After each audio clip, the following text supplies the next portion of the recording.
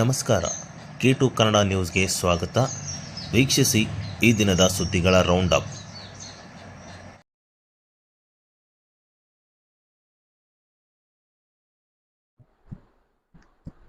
ಸಚಿವ ಎನ್ಎಸ್ ಬೋಸರಾಜ್ ಅವರು ಕಳೆದ 5 ದಶಕಗಳಿಂದ ಈ ಭಾಗದಲ್ಲಿ ಪಕ್ಷವನ್ನು ಬಲಿಷ್ಠಗೊಳಿಸುವುದರ ಜೊತೆಗೆ ಸಾಮಾಜಿಕ ಚಟುವಟಿಕೆಯಲ್ಲಿ ಗುರುತಿಸಿಕೊಂಡ ಅವರ ರಾಜಕೀಯ ಜೀವನದಲ್ಲಿ ಚೈತನ್ಯ ಸಾಗರ ಗ್ರಂಥ ಒಂದು ಇತಿಹಾಸ ದಾಖಲೆಗೆ ಮುನ್ನುಡಿ ಬರೆದಿದೆ ಎಂದು ಕಾನೂನು ಮತ್ತು ಸಂಸದೀಯ ವ್ಯವಹಾರಗಳ ಸಚಿವ ಎಚ್.ಕೆ. ಪಾಟೀಲ್ ಅವರು ಅವರಿಂದು ನಗರದ ಕೃಷಿ ವಿಶ್ವವಿದ್ಯಾಲಯದ ಭವನದಲ್ಲಿ ಆಯೋಜಿಸಿದ ಸಚಿವ ಎನ್ಎಸ್ ಬೋಸರಾಜ್ ಅವರ 79ನೇ ಜನ್ಮ ದಿನೋತ್ಸವದ ಚೈತನ್ಯ ಸಾಗರ ಗ್ರಂಥ ಲೋಕಾರ್ಪಣೆಗೊಳಿಸಿ ಮಾತನಾಡಿದರು. ಚೈತನ್ಯ ಸಾಗರ ಗ್ರಂಥದ ಮೂಲಕ ಯುವಕರಿಗೆ ನಾಯಕತ್ವದ ಪರಿಚಯ ಮಾಡಿಸಿದ ಸಚಿವ ಎನ್ಎಸ್ ಬೋಸರಾಜ್ ಅವರು ಜೀವನ ಹಿಂದಿನ ಯುವಕರಿಗೆ ಸ್ಫೂರ್ತಿದಾಯಕವಾಗಿದೆ. ನನ್ನ ಮತ್ತು ಸಚಿವ ಎನ್ಎಸ್ ಬೋಸರಾಜ್ ಅವರ ಒಡನಾಟ ಕಳೆದ 5 ವರ್ಷಗಳಿಂದ ರಾಜಕೀಯ ಜೀವನದಲ್ಲಿ ರೂಪಿಸಿಕೊಂಡಿದ್ದು, ಆದರೆ ನನ್ನ ರಾಜಕೀಯ ಜೀವನದಲ್ಲಿ ಇಂತಹ ಸರಳ ಸಜ್ಜನಿಕೆಯ ರಾಜಕಾರಣಿಯನ್ನು ನಾನು ಕಂಡಿಲ್ಲ. ನೀರಾವರಿ ಎಂದರೆ ಬೋಸರಾಜು. ಆ ನಿಟ್ಟಿನಲ್ಲಿ ನೀರಾವರಿ ಲಾಭ ಮತ್ತು ನೀರಾವರಿ ಪ್ರಮಾಣದಲ್ಲಿ ಎನ್ಎಸ್ ಬೋಸರಾಜ್ ಅವರು ಕೇವಲ ವ್ಯಕ್ತಿ ಅಲ್ಲ, ಅವರು ರಾಯಚೂರು ಆಸ್ತಿಯಾಗಿದ್ದಾರೆ ಎಂದು ಸಭಾಧ್ಯಕ್ಷ ಯುಟಿ ಖಾದರ್ ಅವರು ಹೇಳಿದರು. ಇಂದು ನಗರದ ಕೃಷಿ ವಿಶ್ವವಿದ್ಯಾಲಯ ಆವರಣದಲ್ಲಿ ಆಯೋಜಿಸಲಾಗಿದ್ದ ಎನ್ಎಸ್ ಬೋಸರಾಜ್ ಅವರ ಚೈತನ್ಯ ಸಾಗರ ಅಭಿನಂದನೆ ಗ್ರಂಥ ಬಿಡುಗಡೆ ಕಾರ್ಯಕ್ರಮದಲ್ಲಿ ಪಾಲ್ಗೊಂಡು ಮಾತನಾಡಿದರು. ಸಚಿವ ಎನ್ಎಸ್ ಬೋಸರಾಜ್ ಅವರು ನಮ್ಮ ರಾಜಕೀಯ ಜೀವನದಲ್ಲಿ ಮಾರ್ಗದರ್ಶಕರಾಗಿದ್ದಾರೆ. ನಾನು ಉಪಚುನಾವಣೆ ಸ್ಪರ್ಧೆಯಲ್ಲಿ ಇದ್ದಾಗ ಸಚಿವ ಬೋಸರಾಜ್ ಅವರು ಚುನಾವಣೆ ವೀಕ್ಷಕರಾಗಿದ್ದರು. ಬೋಸರಾಜ್ ಅವರು ರಾಯಚೂರು ಜಿಲ್ಲೆಯ ಅಭಿವೃದ್ಧಿ, ಅಧಿಕಾರ ಜಿಲ್ಲೆ ಸಮಗ್ರ ಅಭಿವೃದ್ಧಿಗೆ ಇಂತಹ ನಾಯಕತ್ವ ಅವಶ್ಯಕತೆ ಇದೆ. ಸಚಿವ ಎನ್ಎಸ್ ಬೋಸರಾಜ್ ಅವರು ತಮ್ಮ ರಾಜಕೀಯ ಜೀವನದಲ್ಲಿ ಸರಳ ವ್ಯಕ್ತಿತ್ವದ ಮೂಲಕ ತಮ್ಮದೇ ಛಾಪು ಮೂಡಿಸಿದ್ದಾರೆ. ನೀರಾವರಿ ಅಭಿವೃದ್ಧಿಯಲ್ಲಿ ಅವರ ಕೊಡುಗೆ ಅಗ್ರಗಣ್ಯ ಸ್ಥಾನದಲ್ಲಿ ಇದೆ ಎಂದು ಹೇಳಿದರು.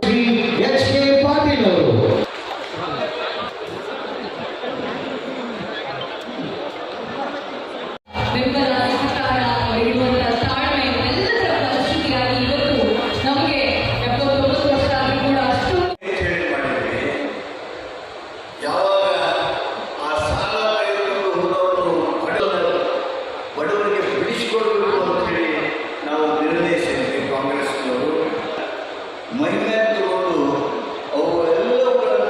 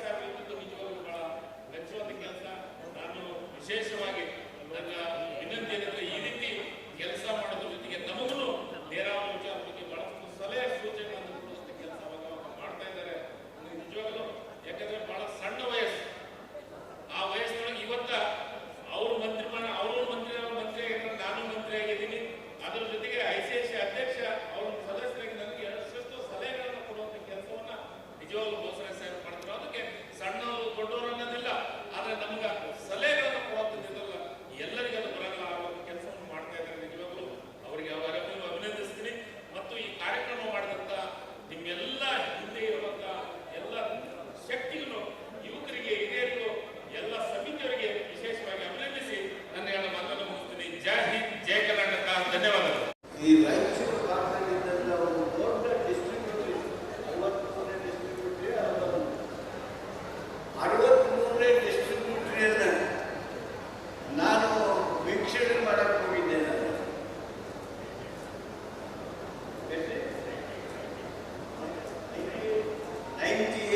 98ನೇ ಡಿಸ್ಟ್ರಿಬ್ಯೂಟರಿ.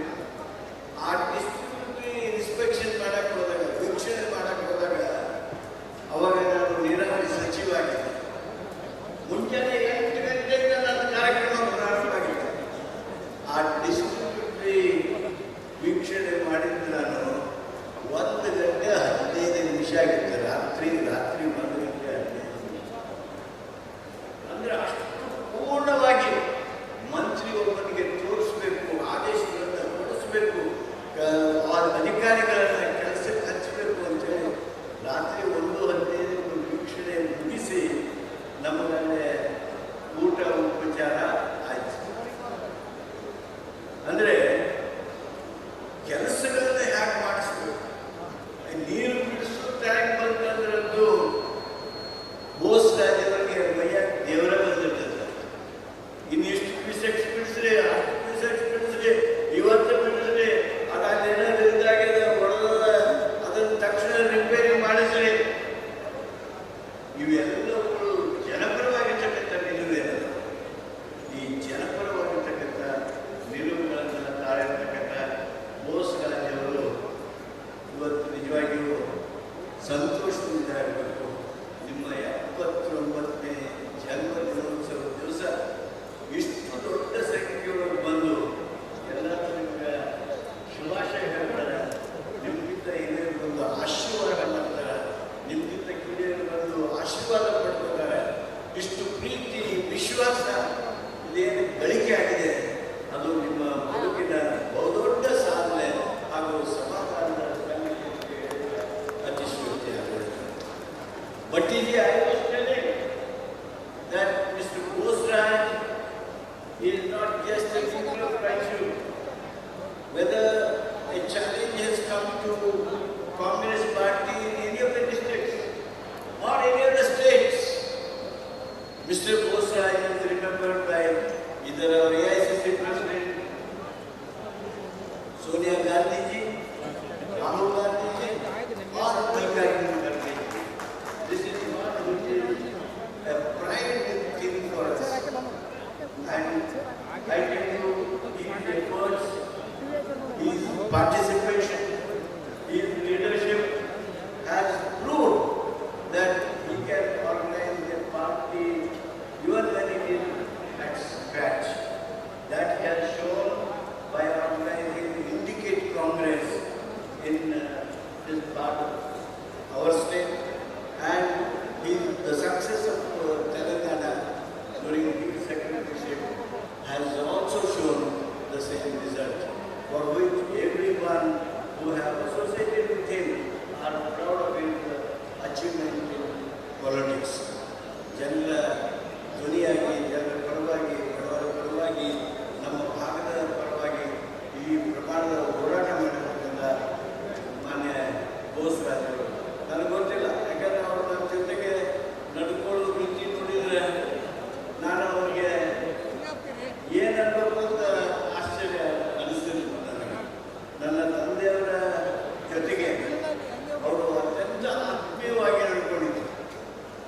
ಭಾಳ ಸಮೀಪ ಇದ್ರು ಅವರು. ಭಾಳ ಜನ ಈ ಸುಖಾಣಿಯವರಿಗೆ ಗೊತ್ತಿರಬೇಕು.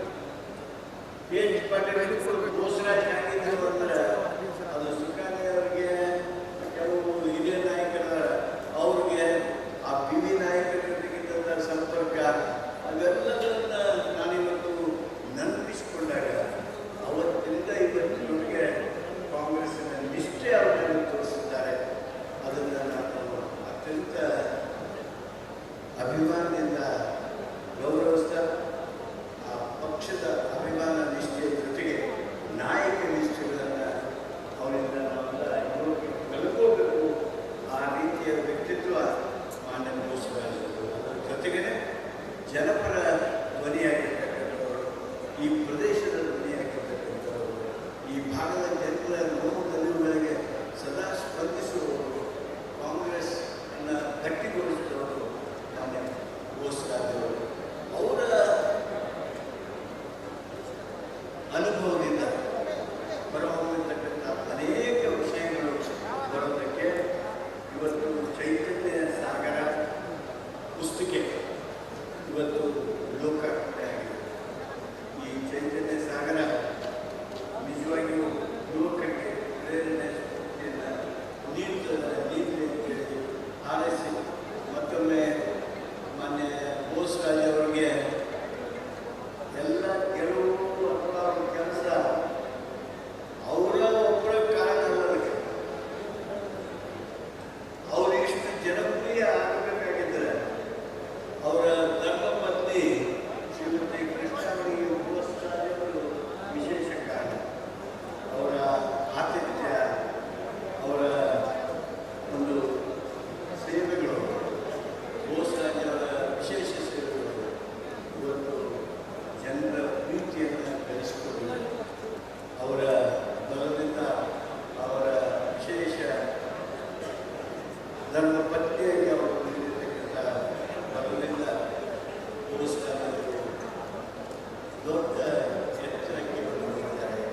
ಅದೇ ರೀತಿ ಅವರ ಪುತ್ರ ಮಾಡತಕ್ಕಂಥ ಸೇವೆಗೂ ಸಹಿತ ಅಗಾಧವಾಗಿರ್ತಕ್ಕಂಥದ್ದು ಬೋಸರಾಜ್ ಅವರ ಸರ್ವಗುಣಗಳನ್ನು ಸಹಿತ ಅವರು ತೆಗೆದುಕೊಳ್ಳಿ ಪಡೆದುಕೊಳ್ಳಿ ಅಂತೇಳಿ ಹಾರೈಸಿ ಮತ್ತೊಮ್ಮೆ ಈ ಅಭಿನಂದನೆಯನ್ನು ಮಾಡತಕ್ಕಂಥ ಎಲ್ಲ ಹಿತೈಷಿ ಸ್ನೇಹಿತರಿಗೆ, ಎಲ್ಲ ನಮ್ಮ ಪಕ್ಷದ ನಾಯಕರಿಗೆ ಈ ಒಂದು ಚೈತನ್ಯ ಸಾಗರ ಗ್ರಂಥವನ್ನು ರಾಜ್ಯಕ್ಕೆ ಅಂತ ಹೇಳಿದ್ರೆ ಪ್ರತಿಯೊಬ್ಬರ ತಲೆಯಲ್ಲಿ ಕೂಡ ರಾಜ್ಯಕ್ಕೆ ಸಿಗುವುದು ಅಂತ ಹೇಳಿದ್ರೆ ಬರೀ ನಾವು ಅಧಿಕಾರಕ್ಕೆ ಬರಬೇಕು, ಆ ಪೋಸ್ಟಿಗೆ ಬರಬೇಕು, ಈ ಪೋಸ್ಟಿಗೆ ಬರಬೇಕಂತ ಆಲೋಚನೆ ಪ್ರತಿಯೊಬ್ಬರು ಕೂಡ. ಅದಕ್ಕೆ ನಾವು ಯುವಕ ಮಿತ್ರರಿಗೆ ನಾವು ಹೇಳಿಷ್ಟೇ, ಬೋಸರಾಜ್ ಅವರ ರಾಜ್ಯಕ್ಕೆ ಅವರ ಅಧಿಕಾರ ಅಂತಲ್ಲ, ಬೋಸರಾಜ್ ಅವರ ರಾಜ್ಯಕ್ಕೆ ನೋಡುವಾಗ ಅದು ಜನಸೇವೆಗಾಗಿ, ಸಾಮಾಜಿಕ ಚಿಂತನೆಗಾಗಿ, ವಿಶ್ವಾಸಪಾರ್ಹ ಸಮಾಜವಾದಕ್ಕಾಗಿ ಮತ್ತು ಅಭಿವೃದ್ಧಿ ಕರ್ನಾಟಕಕ್ಕಾಗಿ ಅವರ ರಾಜಕೀಯದ ವ್ಯವಸ್ಥೆ ಅಂತ ಹೇಳಿ ನಾವೆಲ್ಲ ರೀತಿಯಿಂದ ನೋಡುವಾಗ ನಮಗೆ ಬಹಳ ಸ್ಪಷ್ಟವಾಗಿ ಕಾಣಲಿಕ್ಕೆ ಸಿಕ್ಕುವಂತ ಅವಕಾಶ ಆಗ್ತದೆ. ಎಲ್ಲ ಉತ್ತಮ ಗುಣಗಳನ್ನೇ ಇವತ್ತು ಅವರು ಸರ್ವವನ್ನು ಕೂಡ ಪ್ರೀತಿಸುವಂತ ದೊಡ್ಡ ಮಟ್ಟದ ವ್ಯಕ್ತಿತ್ವ ಬಂದು ನಿಂತಿದೆ ಅಂತ ಹೇಳಲಿಕ್ಕೆ ನಾನು ಯೋಚಿಸುವಂಥದ್ದು. ಗಾಂಧಿ ತತ್ವದ ಅಡಿಯಲ್ಲಿ ಸಾಮಾಜಿಕವಾದ ನ್ಯಾಯದ ಜೊತೆಯಲ್ಲಿ ಹಂತ ಹಂತವಾಗಿ ತಗೊಂಡು ಸರ್ವರ ಪ್ರೀತಿ ವಿಶ್ವಾಸ ಗಳಿಸುವ ಮುಖಾಂತರ ಇವತ್ತು ಅತ್ಯಂತ ದೊಡ್ಡ ಸ್ಥಾನಕ್ಕೆ ಹೋಗಿದ್ದಾರೆ. ನಾನು ಅವರಿಗೆ ಇಡೀ ಕರ್ನಾಟಕ ರಾಜ್ಯದ ಜನತೆಯ ಪರವಾಗಿ ಅವರಿಗೆ ವಿಶೇಷವಾದ ಅಭಿನಂದನೆ ಸಲ್ಲಿಸಿ 100 ವರ್ಷ ಬಾಳುವಂತ ಶಕ್ತಿ, ಆಯುಷ್ಯ, ಆರೋಗ್ಯ, ಸಂಪತ್ತು, ನೆಮ್ಮದಿ ಕೊಡುವಂತಹ ಪರಮಾತ್ಮನಿಗೆ ಕೊಡ್ಲಿ ಅಂತ ನಾವೆಲ್ಲ ಕೂಡ ಇವತ್ತು ಪ್ರಾರ್ಥನೆ ಇವತ್ತು ಮಾಡಿಕೊಂಡು ಬಹುಶಃ ನಾನು ಅದರ ಜೊತೆ ರವಿ ಬೋಸರಾಜ್ ನಾನು ಅಭಿನಂದನೆ ಸಲ್ಲಿಸ್ತೇನೆ. ಆದ ಕಾರಣ ನಾನು ಶುಭಾಶಯಗಳನ್ನು ಸಲ್ಲಿಸ್ತೇನೆ.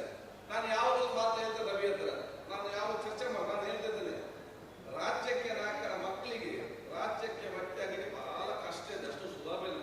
ಜನರ ದುರ್ಬಿನಿಟ್ಟು ನೋಡಿ ನೋಡಿ ನೋಡಿ ನೋಡಿ ಎಲ್ಲ ಸಿದ್ಧ ಹುಡುಕಿ ಕೊಡ್ಬೋದು ಅಂತ ವಿಚಾರ ಜನರಿಗೆ ಏನಾದ್ರು ಸಡನ್ ಆಗಿ ಬಂದು ಬಿಡ್ಬೋದು. ಒಬ್ಬ ರಾಜ್ಯಕ್ಕೆ ವ್ಯಕ್ತಿಯ ಮಕ್ಕಳಿಗೆ ರಾಜ್ಯದಲ್ಲಿ ಬದಲಿ ಜನ ವಿಶ್ವಾಸ ಗಳಿಸಲಿಕ್ಕೆ ಅಷ್ಟು ಸುಲಭ ಇಲ್ಲ. ಅದು ಇವತ್ತು ಎಲ್ಲರ ವಿಶ್ವಾಸ ಗಳಿಸಿಕೊಂಡು ದೊಡ್ಡ ಮಟ್ಟದ ಪ್ರೀತಿಯ ವ್ಯಕ್ತಿತ್ವವನ್ನು ರವಿ ಬೋಸರಾಜ್ ಅವರು ಕೂಡ ಹೊಂದಿಕೊಂಡು ಬಂದಿದ್ರೆ ಅವರ ತಂದೆಯ ಮುಖಾಂತರ ಕೊಡುಗೆ ಅಂತ ಹೇಳಲಿಕ್ಕೆ ನಾನು ಇವತ್ತು ಇಚ್ಛಿಸುವುದು. ಆದ ಕಾರಣ ನಾನು ಒಂದೇ ಮಾತು ರಾಯಚೂರು ಜಿಲ್ಲೆಗೆ ನಮ್ಮ ಸೋದರನಾಗಿ ನಾನು ಹೇಳುವ ಒಂದೇ ಮಾತು ಅಂತ ಹೇಳಿದ್ರೆ, ನನಗೆ ಯಾವುದೇ ರಾಜ್ಯಕ್ಕೆ ನನಗೆ ಯಾವುದೇ ರಾಜ್ಯಕ್ಕೆ ಈಗಿಲ್ಲ ಸಭಾಧ್ಯಕ್ಷನಾಗಿ. ನಾನು ಸಭಾಧ್ಯಕ್ಷನಾಗಿ ನಾನೀಗ ಪ್ರತಿಪಕ್ಷದವರು, ನಾನು ಮಿತ್ರನಾಗಿದ್ದೇನೆ ರಾಜ್ಯಕ್ಕೆ ಸಭಾಪತಿಯಾಗಿ. ಆದರೆ ನನ್ನ ಕೆಲಸ ಸಭಾಧ್ಯಕ್ಷನಾಗಿ ನನ್ನ ಕೆಲಸ ಕಾರ್ಯಗಳಲ್ಲಿ ಯಾವುದೇ ತಾರತಮ್ಯ ಇಲ್ಲದೆ ಸಂವಿಧಾನಕ್ಕೆ ಅನುಗುಣವಾಗಿ ನಡ್ಕೊಂಡು ಹೋಗುವುದು. ಆದರೆ ನನಗೆ ಬಹುಶಃ ಈ ರೀತಿ ಕೊಟ್ಟಂತ ಸಹಕಾರ, ವ್ಯಕ್ತಿತ್ವ ಕೊಟ್ಟಂತ ದೊಡ್ಡ ಮಟ್ಟದ ಮಾರ್ಗದರ್ಶನ ಸಹಕಾರ ನಾವು ಕೊಟ್ಟಂತ ಪಕ್ಷ ಯಾರು ಕೂಡ ನಮಗೆ ಮರೀಲಿಕ್ಕೆ ಇವತ್ತು ಸಾಧ್ಯ ಇಲ್ಲ. ಆದರೂ ನಾನು ಸಭಾಧ್ಯಕ್ಷನಾಗಿ ನಾನೆಲ್ಲರಿಗೆ ನಾನು ಇಡೀ ರಾಯಚೂರು ಜಿಲ್ಲೆ ಜನತೆಗೆ ನಾನು ಹೇಳುವುದು ಇಷ್ಟೇ, ಬೋಸರಾಜ್ ಅವರು ಬಹುಶಃ ಪಕ್ಷದ ಆಸ್ತಿ ಮಾತ್ರ ಅಲ್ಲ, ಬೋಸರಾಜ್ ಅವರು ಪಕ್ಷಕ್ಕೆ ಮಾತ್ರ ಅಲ್ಲ, ಬೋಸರಾಜ್ ಅವರು ಇಡೀ ರಾಯಚೂರು ಜಿಲ್ಲೆಯ ದೊಡ್ಡ ಮಟ್ಟದ ಆಸ್ತಿ ಅಂತ ಹೇಳಿಕೆ ನಾನು ಬಯಸ್ತೇನೆ. ಅವರು ಉಳಿಸಿಕೊಂಡು ಬೆಳೆಸಿಕೊಂಡು ಅವರ ಆ ಒಂದು ಅನುಭವ, ಅವರ ಚಾಕಚಕ್ಯತೆ, ಅವರಲ್ಲಿರುವಂತಹ ಒಂದು ಸರಳತೆ, ಅವರಲ್ಲಿರುವ ಸಮಾಧಾನ, ಸಮಸ್ಯೆ ಬಂದಾಗ ಸಮಸ್ಯೆ ಹೇಗೆ ಬಗೆಹರಿಸಿಕೊಳ್ಬೇಕಂತ ವ್ಯಕ್ತಿತ್ವವನ್ನು ಬಳಸಿಕೊಂಡು ಈ ರಾಯಚೂರು ಜಿಲ್ಲೆ ದೊಡ್ಡ ಮಟ್ಟದ ಒಂದು ಹೆಸರಾಂತ ಜಿಲ್ಲೆಗೆ ಪರಿವರ್ತನೆ ಮಾಡಲಿಕ್ಕೆ ನಿಮ್ಮೆಲ್ಲರ ಸಾಥ್ ಇರುವಂತಹ ಅವಕಾಶ ಆಗಲಿ ನಾನು ಕೇಳಿಕೊಂತ ಮತ್ತೊಮ್ಮೆ ಬಹುಶಃ ನಿಮ್ಮೆಲ್ಲರಿಗೂ ನನ್ನ ವಿಶೇಷ ಸಲ್ಲಿಸಿ ನಾನು ತೆಲಂಗಾಣದ ಡೆಪ್ಯೂಟಿ ಚೀಫ್ ಮಿನಿಸ್ಟರ್ನ, ಯಾಕಂದ್ರೆ ಅವ್ರು ಹೋಗ್ಬೇಕಿತ್ತು, ಅದು ನನಗೆ ಬೇಕಾಗಿ ಬಹುಶಃ ಅವರು ಪರವಾಗಿ ರಸ್ತೆಯಲ್ಲಿ ತಗೊಂಡಿದ್ದಾರೆ. ಅದಕ್ಕೆ ಬಹುಶಃ ಎಲ್ಲರ ಪರವಾಗಿ ನಾನು ಅವರನ್ನು ಅವರ ಮಂತ್ರಿಗಳು ನಮ್ಮ ಅಭಿನಂದನೆ ಶುಭಾಶಯಗಳನ್ನು ಸಲ್ಲಿಸುತ್ತಾ, ನಾವೆಲ್ಲರಿಗೂ ವಿಶ್ವಾಸ ಭರಿತ ಸಮಾಜ, ಅಭಿವೃದ್ಧಿಯ ಕರ್ನಾಟಕ, ಬಲಿಷ್ಠವಾದ ಭಾರತ, ಅದು ನಮ್ಮ ಪ್ರತಿಯೊಬ್ಬರ ದೊಡ್ಡ ಮಟ್ಟದ ಗುಣಮಟ್ಟದ ನಮ್ಮ ದೊಡ್ಡ ಮಟ್ಟದ ಗುರಿ ಆಗಬೇಕು ನಾನು ಹೇಳಿಕೊಳ್ತಾ, ನಾವೆಲ್ಲರೂ ಕೂಡ ಜೊತೆಯಾಗಿ ನಾವು ಮುಂದೆ ಹೋಗುವ ಯಾರು ಹಿಂದಿದ್ದಾರೆ ಅವನ ಕೈ ಹಿಡಿದು ಮುಂದೆ ಜವಾಬ್ದಾರಿ ಹಮ್ಮಿಕೊಂಡು ಹೇಳಿಕೊಂಡು ನನ್ನ ಮಾತು ಮುಗಿಸ್ತೀನಿ. ಜೈ ಹಿಂದ್.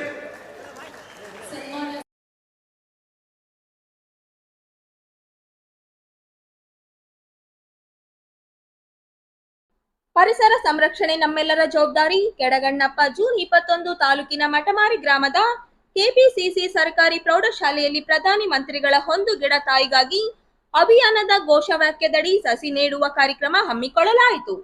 ಶಾಲೆಯ ಮುಖ್ಯ ಶಿಕ್ಷಕ ಕೆಡಗಣ್ಣಪ್ಪ ಕೆ ಅವರು ಮಾತನಾಡಿ, ಪರಿಸರ ಸಂರಕ್ಷಣೆ ನಮ್ಮೆಲ್ಲರ ಜವಾಬ್ದಾರಿಯಾಗಿದೆ. ಪ್ರಧಾನಿ ಮಂತ್ರಿಗಳ ಒಂದು ಗಿಡ ತಾಯಿಗಾಗಿ ಅಭಿಯಾನದ ಮೂಲಕ ನಮ್ಮ ಶಾಲೆಯ ಸುಮಾರು 530ಕ್ಕೂ ಅಧಿಕ ಮಕ್ಕಳಿಗೆ ಗಿಡ ಸಂರಕ್ಷಣೆ ಹಾಗೂ ಪೋಷಣೆ ಜವಾಬ್ದಾರಿಯನ್ನು ವಹಿಸಲಾಗಿದೆ ಎಂದರು. ಪರಿಸರ ಉಳಿದರೆ ಮಳೆ ಬೆಳೆ ಚೆನ್ನಾಗಿ ಆಗುತ್ತದೆ, ಕಾಡು ಬೆಳೆದರೆ ನಾಡು ಉದ್ಧಾರ ಎಂಬಂತೆ ಗಿಡ ಮರಗಳ ನಾಶ ಆಗದಂತೆ ತಡೆದು ರಕ್ಷಣೆ ಮಾಡಲು ಪ್ರತಿಯೊಬ್ಬರು ಮುಂದಾಗಬೇಕು ಎಂದು ಅವರು ಕರೆ ನೀಡಿದರು. ಈ ಸಂದರ್ಭದಲ್ಲಿ ನಾಗಪ್ಪ, ಎಸ್ಡಿಎಂಸಿ ಅಧ್ಯಕ್ಷರು ಕುಮಾರ್, ಬಸವರಾಜ್, ರಂಗನಾಥ್ ವಿದ್ಯಾರ್ಥಿಗಳು ಸೇರಿದಂತೆ ಉಪಸ್ಥಿತರಿದ್ದರು.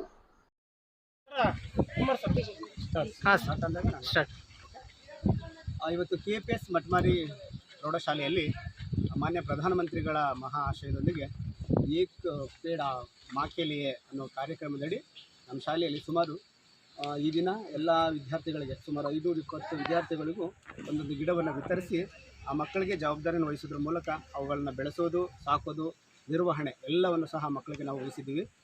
ಈ ಮೂಲಕ ಭೂಮಿ ಒಂದು ಹಸಿರೀಕರಣಕ್ಕೆ ನಮ್ಮದೊಂದು ಸಣ್ಣ ಕೊಡುಗೆ ಇರಲಿ ಅಂಥೇಳಿ ನನ್ನ ಮಕ್ಕಳೆಲ್ಲರೂ ಸಹ ಸೇರ್ಕೊಂಡು ನಾವಿವತ್ತು ಈ ಕಾರ್ಯಕ್ರಮನ ಆಚರಣೆ ಮಾಡ್ತಾಯಿದ್ದೀವಿ.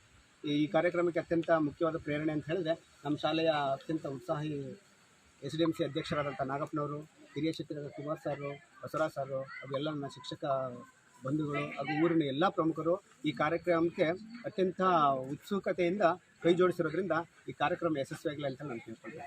Thank you.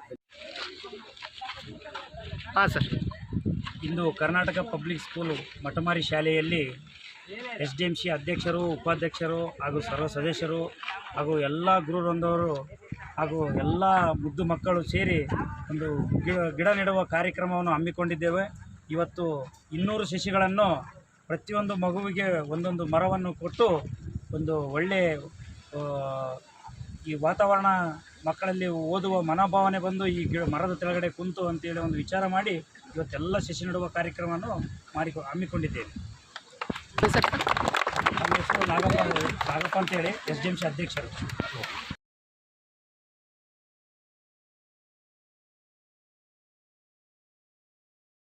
ವಾಕ್ಫ್ ತಿದ್ದುಪಡಿ ಕಾಯ್ದೆಯ ಬಗ್ಗೆ ಬೃಹತ್ ಅರಿವು ಮೂಡಿಸುವ ಕಾರ್ಯಕ್ರಮವನ್ನು ಮುಸ್ಲಿಂ ಪರ್ಸನಲ್ ಲಾ ಬೋರ್ಡ್ ವತಿಯಿಂದ ಜೂನ್ 24ರಂದು ಸಂಜೆ 7:30ಕ್ಕೆ ನಗರದ ಜಿಲ್ಲಾ ಮಹಾತ್ಮ ಗಾಂಧಿ ಕ್ರೀಡಾಂಗಣದಲ್ಲಿ ಹಮ್ಮಿಕೊಂಡಿದೆ ಎಂದು ರಾಯಚೂರು ಮುಸ್ಲಿಂ ಒಕ್ಕೂಟದ ಮುಖಂಡ ಶಬೀರ್ ಅಹಮದ್ ಔದಡಿ ಹೇಳಿದರು.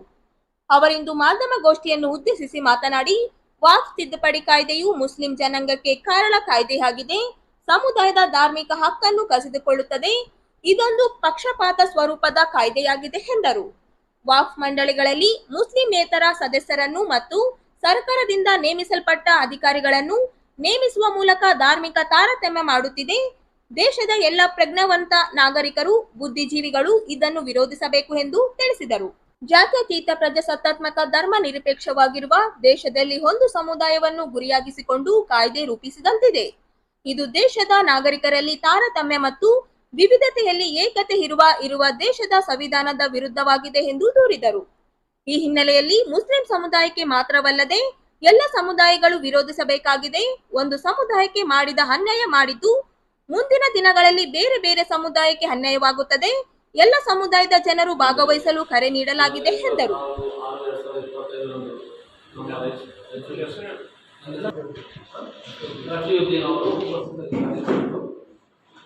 ವಿಷಯ ಏನಂದರೆ 24/6/2025 ನಮ್ಮ ರಾಯಚೂರು ನಗರದ ಮಹಾತ್ಮ ಗಾಂಧಿ ಕ್ರೀಡಾಂಗಣದಲ್ಲಿ ಒಂದು ಬೃಹತ್ ಮಸೂದೆ ಕಾಯ್ದೆ ತಿದ್ದುಪಡಿ ಮಾನ್ಯ ಕೇಂದ್ರ ಸರ್ಕಾರವನ್ನು ಜಾರಿ ಮಾಡಲಾಗಿದೆ. ಸೊ ಅದರ ವಿರುದ್ಧ ಒಂದು ಅರಿವು ಕಾರ್ಯಕ್ರಮವನ್ನು ನಾವು ರಾಯಚೂರು ಮುಸ್ಲಿಂ ಒಕ್ಕೂಟ ವತಿಯಿಂದ ಮುಸ್ಲಿಂ ಪರ್ಸನಲ್ ಲಾ ಬೋರ್ಡ್ ಬ್ಯಾನರ್ದಲ್ಲಿ ಹಮ್ಮಿಕೊಂಡಿದ್ದೇವೆ.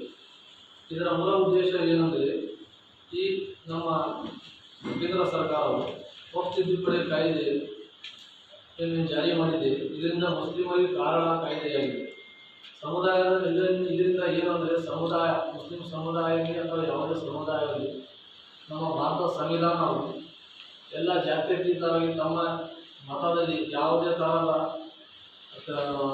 ಯಾವುದೇ ಕಾರ್ಯಕ್ರಮವನ್ನು ಮಾಡಲು ನಮ್ಮ ಭಾರತ ಸಂವಿಧಾನ ಡಾಕ್ಟರ್ ಬಾಬಾ ಸಾಹೇಬ್ ಅಂಬೇಡ್ಕರ್ ಬರೆದ ಸಂವಿಧಾನವನ್ನು ನಮಗೆ ಅನುಕೂಲ ಮಾಡಿಕೊಟ್ಟಿರುತ್ತಾರೆ. ಆದರೆ ಏಕಾಏಕಿ ಕೇಂದ್ರ ಸರ್ಕಾರವು ಇದರಲ್ಲಿ ಒಂದು ಧರ್ಮ ನಿರಪೇಕ್ಷಿತ ಕಾಯ್ದೆಯನ್ನು ಜಾರಿ ಮಾಡಿರುತ್ತಾರೆ. ಸೊ ಇದರ ಸಂಬಂಧ ನಾವು ಇಡೀ ಭಾರತ ದೇಶಾದ್ಯಂತ ಮುಸ್ಲಿಂ ಪರ್ಸನಲ್ ಲಾ ಬೋರ್ಡ್ ವತಿಯಿಂದ ಎಲ್ಲ ಸಮುದಾಯದವರು, ನಮ್ಮ ಜಾತಿ ಇಸ್ಲಾಂ ಮುಸಲ್ಮಾನರು ಎಲ್ಲ ಯಾವ್ಯಾವುದೇ ಇದ್ದಾರೆ ಎಲ್ಲರೂ ಸೇರಿ ಒಂದು ಪ್ಲಾಟ್ಫಾರ್ಮಲ್ಲಿ ಬಂದಿದ್ದೀವಿ. ಆ ಪ್ಲಾಟ್ಫಾರ್ಮ್ ಹೆಸರು all India Muslim personal law board ವತಿಯಿಂದ ಎಲ್ಲ ಜನಸಾಮಾನ್ಯರಿಗೆ ನಾವೇನು ತಿಳಿಸಲು ಬಯಸ್ತಿದ್ದೀವಿ, ಈ ಕಾನೂನು ಬಗ್ಗೆ ಅದರ ದುರುಪಯೋಗಗಳು ಏನು ಅಂತ ಎಲ್ಲ ಜನಸಾಮಾನ್ಯರ ಬಗ್ಗೆ ತಿಳಿಸಲಾಗಿ ಒಂದು ಬೃಹತ್ ಕಾರ್ಯಕ್ರಮವನ್ನು ಹಮ್ಮಿಕೊಂಡಿದ್ದೇವೆ. ಈ ಕಾರ್ಯಕ್ರಮದಲ್ಲಿ ನಮ್ಮ all India Muslim personal law board ಅಧ್ಯಕ್ಷರಾದ ಮೌಲಾನಾ ಖಾಲಿದ್ ಸೈಫುಲ್ಲಾ ರೆಹಮಾನಿ ಸಾಹೇಬರು ಅಧ್ಯಕ್ಷರು ಇವರು ಬರ್ತಾ ಇದ್ದಾರೆ. ಮತ್ತು ಮಾನ್ಯ ಅಲಿ ಅಲ್ ಹುಸೇನಿ ಸಾಹೇಬರು ಸಜ್ಜಾದ ನಶೀನ್ ಮತ್ತು ಅಧ್ಯಕ್ಷರು ವಕ್ಫ್ ಬೋರ್ಡ್ ಕರ್ನಾಟಕ ಸರ್ಕಾರ ಇವರು ಬರ್ತಾ ಇದ್ದಾರೆ. ಮತ್ತು ಮಾನ್ಯ ಬರಿಷ್ಠರ್ ಅಸದುದ್ದೀನ್ ಅವಧಿ ಸಾಹೇಬರು MP ಮತ್ತು all India Muslim personal law board ಸದಸ್ಯರಿದ್ದಾರೆ ಇವರು. ಮತ್ತು ಶ್ರೀ ಮಾನ್ಯ ಹಮೀದ್ ಮೊಹಮ್ಮದ್ ಖಾನ್ ಸಾಹೇಬರು ಹೈದರಾಬಾದ್ ತೆಲಂಗಾಣ ಇವರು. ಮತ್ತು ಶ್ರೀ ಮಾನ್ಯ ಶಿವಸುಂದರ್ ಸಾಹೇಬರು ಭಾರತ ಬೆಂಗಳೂರು ಮೂಲದ ಸ್ವತಂತ್ರ ಪತ್ರಕರ್ತರು ಮತ್ತು ಸಾಮಾಜಿಕ ಕಾರ್ಯಕರ್ತರು. ಇವರೆಲ್ಲರೂ ಆ ದಿನ ಉಪಸ್ಥಿತರಿರ್ತಾರೆ. ಈ ಕಾರ್ಯಕ್ರಮವು ಸುಮಾರು ಶಾರ್ಪ್ 7:30ಕ್ಕೆ ಸ್ಟಾರ್ಟ್ ಆಗ್ತಾ ಇದೆ. ಮಹಾತ್ಮ ಗಾಂಧಿ ಕ್ರೀಡಾಂಗಣದಲ್ಲಿ ತಮ್ಮ ಮುಖಾಂತರ, ಪತ್ರಿಕೆ ಮುಖಾಂತರ ನಾವು ಎಲ್ಲ ಜನಸಾಮಾನ್ಯರಿಗೆ ಮತ್ತು ಬುದ್ಧಿಜೀವಿಗಳಲ್ಲಿ ಮತ್ತು ಜಾತ್ಯತೀತತೆಯನ್ನು ಪಾಲನೆ ಮಾಡಿರ್ತಕ್ಕಂಥ ಎಲ್ಲ ನಮ್ಮ ಸಮುದಾಯ, ಇದು ಕೇವಲ ಒಂದು ಮುಸ್ಲಿಂ ಸಮುದಾಯದ ಬಗ್ಗೆ ಹೇಳ್ತಾ ಇಲ್ಲ. ನಾವು ಈ ಭಾರತ ಸಂವಿಧಾನವನ್ನು ನಾವು ಮತ್ತು ಶಕ್ತಿ ಕೊಡಬೇಕಂದ್ರೆ ಎಲ್ಲ ಸಮುದಾಯಗಳು ಸೇರಬೇಕು. ಇವತ್ತು ಮುಸ್ಲಿಮರಿಗೆ ಆಗಿದೆ, ನಾಳೆ ಬೇರೆ ಯಾವುದಿಗೆ ಜನಾಂಗಗಳು ಆಗುತ್ತವೆ. ಸೊ ನಾವು ಇದು ಮುಸ್ಲಿಂ ಅಂತಲ್ಲ, ಎಲ್ಲ ಜನಸಾಮಾನ್ಯರು ಸೇರಿ ನಮ್ಮ ಭಾರತ ಸಂವಿಧಾನದ ಏನೋ ಮೂಲ ಉದ್ದೇಶ ಏನಿದೆ ಅದು ಎತ್ತಿ ಹಿಡಿಯೋಣ ಅಂತ ನಾವು ಈ ಮುಖಾಂತರ ಪತ್ರಿಕೆ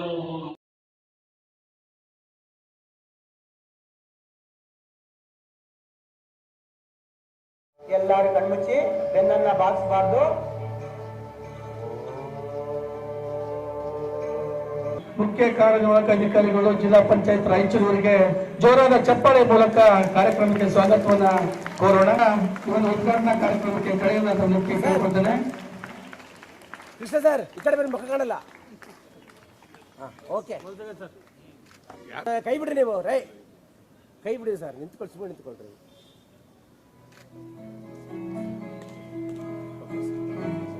ಕರ್ನಾಟಕ ರಾಜ್ಯಾದ್ಯಂತ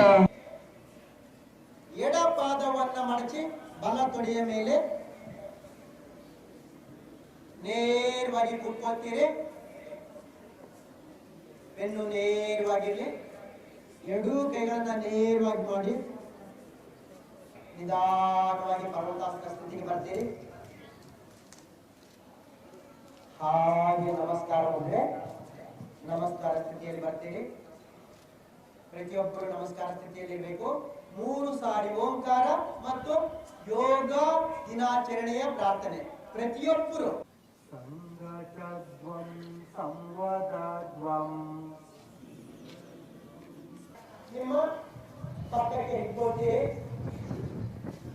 ನಿಮ್ಮ ಕತ್ತನ್ನ ನೇರವಾಗಿ ಇಟ್ಕೊಳ್ಳಿ. ನಿಮ್ಮ ಕತ್ತನ್ನ ಹಾಗೆ ಮುಂದಕ್ಕೆ, ಹಾಗೆ ಮುಂದಕ್ಕೆ, ಹಾಗೆ ಮುಂದಕ್ಕೆ, ಹಾಗೆ ಮುಂದಕ್ಕೆ. ಉದರ ಕೀಲುಗಳನ್ನ ಸಡಿಲಗೊಳಿಸುವಂತ ಸೂಕ್ಷ್ಮ ವ್ಯಾಯಾಮ. Anti-clockwise, opposite side, ಹಾಗೆ ಎರಡೂ ಅಂಗೈಗಳು ಒಂದಕ್ಕೊಂದು ಮುಖ ಮಾಡಬೇಕು. ಉಸಿರನ್ನ ತೆಗೆದುಕೊಳ್ಳುತ್ತಾ ನಿಧಾನವಾಗಿ ಹಾಗೆ ಸೊಂಟ ಮಾತ್ರ ತಿರುಗಬೇಕು, ಕಾಲು ತಿರುಗಬಾರ್ದು. ನಿಧಾನವಾಗಿ ವಾಪಸ್ ಹಾಗೆ ವಾಪಸ್ ಹಾಕಿ ಶರೀರವನ್ನು ಪೂರ್ತಿ ಹಾಗೆ ಪರಿವರ್ತನೆ ಮಾಡಬೇಕು. ಆಸನದ ಅಂತಿಮ ಸ್ಥಿತಿಯಲ್ಲಿ ಕೆಲವು ಸೆಕೆಂಡ್ಗಳ ಕಾಲ ಹಾಗೆ ಇರ್ತೀವಿ. ಉತ್ತರಾಸನವನ್ನು ಇದುವರೆಗೆ ನಾವು ಶೀತಲೀಕರಣ ವ್ಯಾಯಾಮ, ಸಿಂಪ್ಲಿಫೈಡ್ ಎಕ್ಸರ್ಸೈಸ್, ಸರಳ ದೇಹಾಭ್ಯಾಸಗಳನ್ನು ಅಭ್ಯಾಸ ಮಾಡಿದ್ವಿ. ಈಗ ಮುಂದಿನ ಇಮರಗಳ ನೆಚ್ಚಿದೆ, ದೃಷ್ಟಿ ನೇರವಾಗಿರಲಿ, ಸಹಜ ಉಸಿರಾಟ ಇರಲಿ. ವೃಕ್ಷ ಅಭ್ಯಾಸ ಮಾಡೋದ್ರಿಂದ ಒಂದೇ ಕಾಲದ ಮೇಲೆ ನಿಲ್ಲುವ ವಾಪಸ್ ಹಾಗೆ ವಾಪಸ್ ಬರ್ತೀವಿ, ಹಾಗೆ ವಾಪಸ್ ಬರ್ತೀವಿ. ರಿಲ್ಯಾಕ್ಸ್ ಮಾಡ್ತೀವಿ. ನಿಮ್ಮ ಶರೀರಕ್ಕೆ ಮತ್ತು ಭೂಮಿಗೆ ಸಮಾನಾಂತರವಾಗಿರಲಿ. ಉಸಿರನ್ನ ಬಿಡ್ತಾ ನಿಮ್ಮ ಬಲಗಡೆ ಬಾಗ್ತೀರಿ, ನಿಮ್ಮ ಬಲಗಡೆ ನಿಧಾನವಾಗಿ ನಿಮ್ಮ ಬಲಗಡೆ ಬಾಗ್ತೀರಿ. ಒಂದು ಕೈ ಆಕಾಶಕ್ಕೆ ಇರ್ತದೆ, ನಿಮ್ಮ ದೃಷ್ಟಿ ಆಕಾಶದ ಕಡೆಗೆ. ಅಂತಿಮ ಸ್ಥಿತಿಯಲ್ಲಿ ಸಹಜ ಉಸಿರಾಟ. ಬ್ರೀತ್ ಇನ್, ಬ್ರೀತ್ ಔಟ್, ಬ್ರೀತ್ ಇನ್. ನಿಧಾನವಾಗಿ ವಾಪಸ್ ಹಾಗೆ ವಾಪಸ್ ಬರ್ತೀರಿ. ರಿಲ್ಯಾಕ್ಸ್. ಕಾಲನ್ನ ಹಾಗೆ ಮಾಡಿಸ್ತೀರಿ, ನಿಧಾನವಾಗಿ ಕೂತ್ಕೊಳ್ತೀವಿ.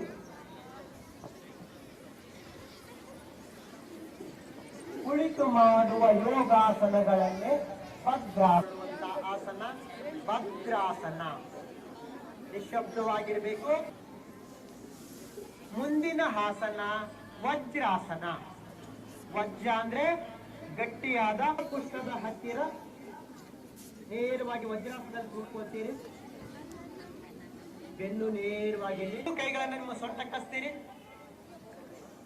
ಉಸಿರನ್ನ ತೆಗೆದುಕೊಳ್ಳುತ್ತಾ ನಿಧಾನವಾಗಿ ಹಿಂದಕ್ಕೆ ಬಾಗ್ತೀರಿ, ನಿಧಾನವಾಗಿ ಹಿಂದಕ್ಕೆ ಬಾಗ್ತೀರಿ. ಆಸನದ ಅಂತಿಮ ಸ್ಥಿತಿಯಲ್ಲಿ ಸಹಜ ಉಸಿರಾಟ.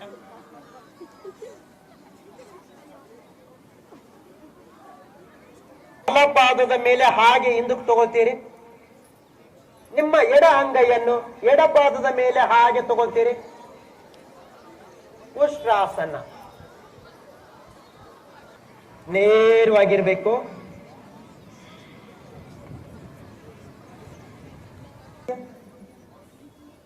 ಉಸಿರು ಬಿಡುತ್ತಾ ನಿಧಾನವಾಗಿ ಮುಂದಕ್ಕೆ ಬಾಗ್ತೀರಿ. ಹಾಗೆ ನಿಮ್ಮ ಕೈಯನ್ನ ನೆಲಕ್ಕೆ ತಾಗಿಸಿ, ಹಣೆಯನ್ನ ನೆಲಕ್ಕೆ ತಾಗಿಸಿ. ವಾಪಸ್ ಹಾಗೆ ವಾಪಸ್ ಬರ್ತೀರಿ, ಹಾಗೆ ವಾಪಸ್ ಬರ್ತೀರಿ. Slowly relax, relax, relax. ನಿಮ್ಮ ಎಡ ಭುಜಕ್ಕೆ ಇಟ್ಕೊಳ್ತೀರಿ. ನಿಮ್ಮ ಎಡಗೈಯನ್ನು ನೇರವಾಗಿ ಚಾಚಿ. ಆಸನದ ಅಂತಿಮ ಸ್ಥಿತಿಯಲ್ಲಿ ಸಹಜ ಉಸಿರಾಟ. ಬ್ರೀತ್ ಇನ್,